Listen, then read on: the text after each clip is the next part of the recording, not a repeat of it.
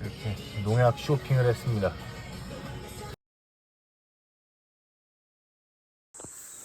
안녕하세요, 박스팜입니다. 이제 과일들이 잘 크고 있고요. 지금 아주 살짝 저렇게 갈반이 보이기 시작했습니다. 하나 두 개 정도. 이렇게 하나 두 개가 있으면 이제 점점 퍼진다는 이야기인 것 같아요. 오늘은 7월 26일입니다. 제가 7월 17일에 방제를 했었는데 비도 조금 자주 오고 이래가지고 좀 차수를 조금 앞당겼습니다. 그리고 오늘 저녁 그리고 내일 이렇게 금토일 이렇게 살짝 비가 또 예보돼 있어서 딱 지금 치면 알맞게 맞을 것 같아서 오늘 방제를 하기로 했습니다.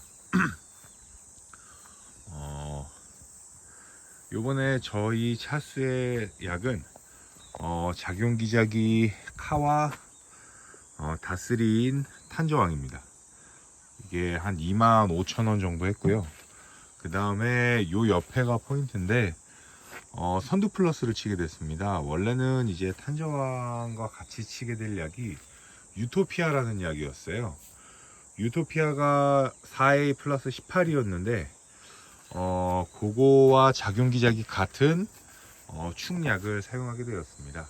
요 카계열이 하나가 포함되어 있어서 굳이 카계열을 보호살균제를 추가할 필요가 없다고 하셔가지고 이렇게 두 개만 딱 치게 됐습니다.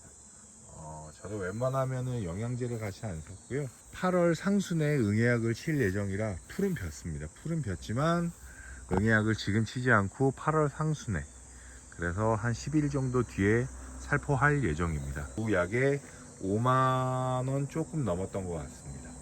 그래서 이렇게 약을 한번 살포를 해보도록 하겠습니다. 한 절반 정도. 그래서 저기 아래부터 쭉 치고 올라가고 있습니다. 저 위에 4줄 남았습니다. 한 1시간 반에 이렇게 충분히 치는 날엔 1시간 반의 절반 정도를 해서 저는 한 3시간 정도 이렇게 치게 되는 것 같아요. 약통의 약은 지금 한 몇이야, 한 280ml 정도 있는 것 같습니다. 저는 저희 과원을 쭉 돌고 나면 약이 한 350 정도 쓰는 것 같아요.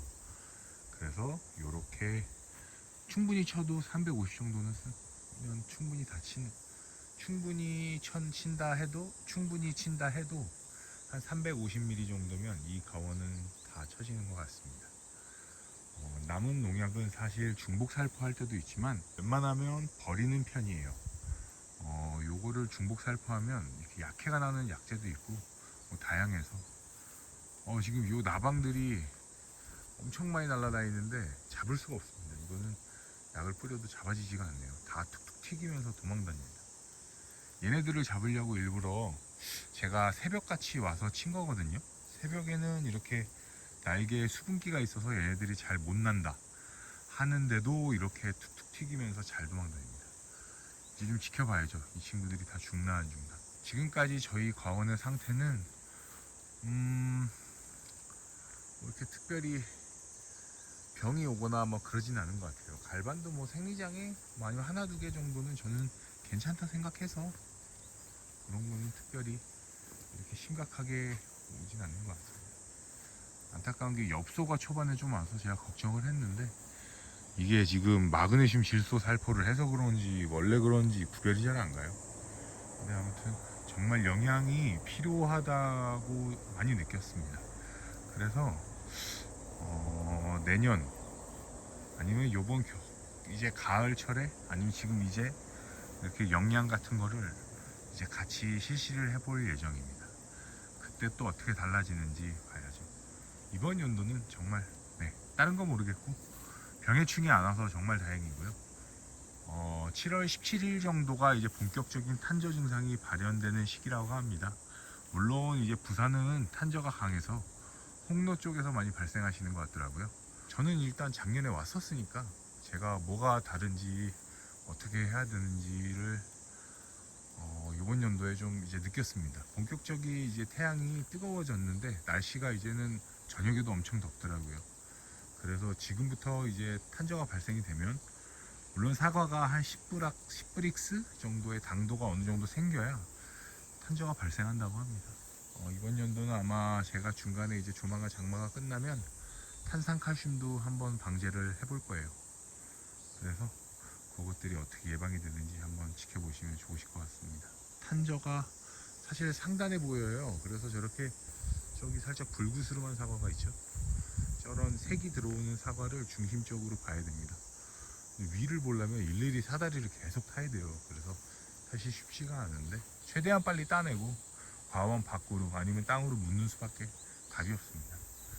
제가 아마 작년에 탄저를 진짜 한 2톤 정도를 그냥 여름 내내 계속 땄어요. 그냥 그렇게 안 땄으면 작년에 사과 수확을 아마 못했을 거라고 생각이 됩니다. 이제 이번 연도 지켜봐야죠. 작년에는 제 과원에 탄저가 온 거로는 일단 약제 선택, 그냥 약방에서 주는 대로만 살포를 했습니다. 그리고 둘째로는 여름 전정, 충분히 수관 확보를 못한 상태에서 지금 이런 식으로 좀 복잡하죠. 이것도 지금 한번 여름 하계 전정을 한 건데 그것조차 안 하고 그냥 뒀어요. 사과도 엄청 많았고 그러면서 약도 안 들어가고 좋지 않은 약제라고 해야 되나, 그런 것들도 사용이 되면서 많은 피해가 있었던 것 같습니다. 이제 한 달 정도 뒤면 이제 병해충이 슬슬 잡힐 시기는 끝나갈 시기인데 그때를 보면 이제 제가 1년을 어떻게 했는지 알 수 있을 것 같아요. 그래서 기분이 너무 좋습니다. 더워지기 시작하면 약해를 받을 수도 있고 약재가 금방 마르면 효과가 떨어진다고 합니다. 약을 다 치고 한 번 더 촬영을 하겠습니다. 지난번에 이야기 드렸던 탄산칼슘을 한번 처방을 해보려고 합니다. 칼슘 중에서 탄산칼슘은 고온기 때 이렇게 햇빛을 좀 차단해주는 역할이 있대요. 그래서 과일이 손상이 돼서 그 병이 들어오는 것을 막으려고 한번 쳐보려고 합니다. 저는 여태까지 칼슘을 한 번도 줘본 적이 없고요. 이번에 처음으로 칼슘을 좀 느껴주는 거죠. 좀 이렇게 햇빛을 차단을 해보려고 합니다. 사실 영양적인 부분보다 이게 얼마나 햇빛이 잘 차단이 되는지가 궁금했어요. 그래서 한번 요거를 해보려고 하는데 사실은 저는 요런 거를 좋아하지 않습니다. 요거를 한번 찍어 드리고 싶어서 같이 찍었고요. 그냥 원자재로 사면 되는데 그냥 이거는 이제 그 잘해주시는 농약병 아저씨가 그냥 추천하셔가지고 하나 샀습니다. 5kg짜리 하나에 한 번에 다 넣어서 500리터에 1000대 1로 희석해서 하는 거고요. 이거는 탄산칼슘 플러스 이제 복합 비료가 들어갑니다. 이런 거를 하시면 안 된다라는 거를 알려드리고 싶어서 한번 찍어보고요. 이거는 지금 한 포에 10,000원 정도 합니다. 원자재 그 순수 탄산칼슘을 사시면 아마 더 저렴하게 하실 수 있을 것 같은데 저는 그냥 요거는 그냥 샀습니다. 추천하지는 않습니다. 지금 보시면은 보증 성분량에 수용성 붕소 0.05, 그 다음에 몰리브덴 0.0005입니다. 복합비료의 정의는 보증할 수 있는 영양이 2가지 이상이 섞이면 복합비료라고 적용이 되고요. 그 중에서 이런 회사들이 대부분이 이런 걸 만들어요. 지금 이 붕소에 지금 저 몰리브덴이 이 식물의 가장 영양소 중에 작은 미량 원소 중에 하나입니다. 그래서 보통 이렇게 2개를 넣어가지고 복합비료를 많이 만들고요. 지금 이것뿐만이 아니라 이제 농사를 지시는 분이 어떤 약방에서 영양을 쳐야 된다 할 때 대부분 다 받으면 진짜 80% 이상은 이렇게 될 겁니다. 보증 성분량을 꼭 보셔야 됩니다. 대부분 액체로 나오거든요. 그래서 이걸 보셔야 되고 이런 거를 추천드리지 않습니다. 정말 추천드리지 않습니다.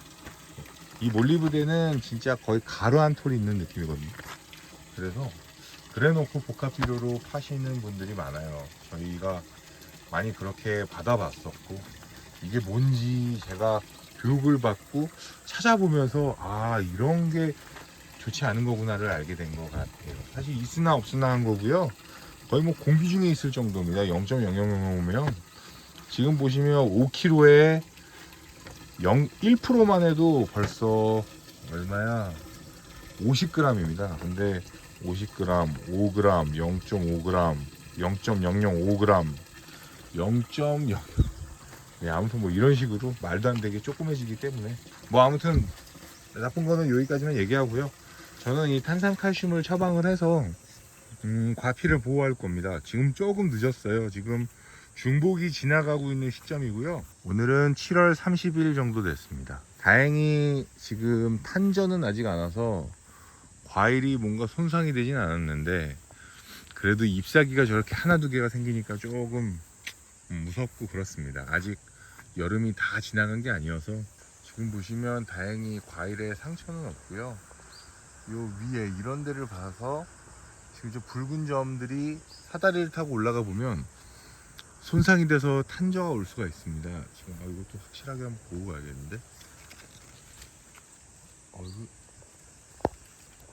이런 식으로 이런 위가 이렇게 생길 수가 있어요. 그래서 잘 봐야 됩니다. 이런 것들을 저 탄산칼슘으로 도포를 해서 막을 수가 있습니다. 이것도 하나 볼까? 이런 식으로 아직은 탄저가 생기지 않았어요. 다행히. 그리고 사과를 이렇게 돌려주는 방법도 있습니다. 이렇게 돌려서 저 열과를 막을 수도 있고요.